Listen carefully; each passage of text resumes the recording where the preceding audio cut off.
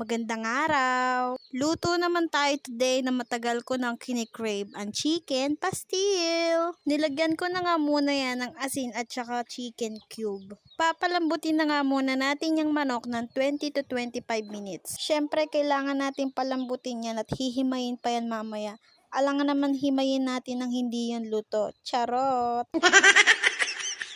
Dito nga pala ako nagluto sa lingas sa labas kasi paubos na laman ng butane namin. Sakripisyo lang talaga ang pagluluto sa ganyan sa lingas dahil mapapaiyak ka na lang talaga sa usok kahit wala naman dahilan. Dahil malakas nga ang apoy kaya mabilis na kumulo agad.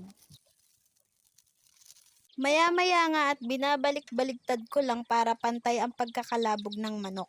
Habang hinihintay ko na malabog yung manok, hinanda ko na ang mga rekado na gagamitin ko para mamaya.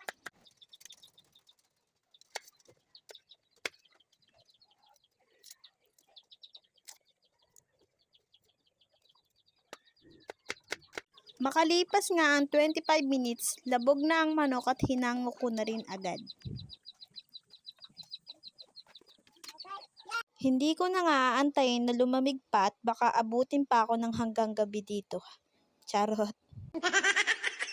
Tinanggal ko na nga muna dyan yung balat ng manok at ipiprito ko na lang mamaya yan. Bala ko nga sana gumawa ng chicken oil kaso nakalimutan ko naman bumili ng atsuete. Dahil nga sa pagmamadali ko, nagdoble-doble patuloy ang trabaho ko. Ayan, nagmamadali ka girl? Buti nga sa'yo.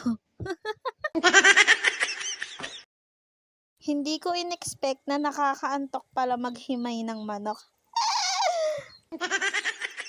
Tama yung voice over eh.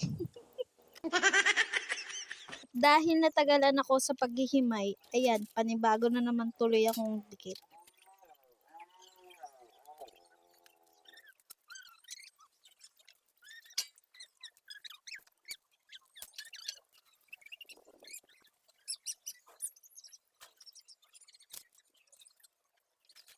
Bago pa nga tuluyan uminit ang langis, nilagay ko na nga yung mga ipiprito ko dyan.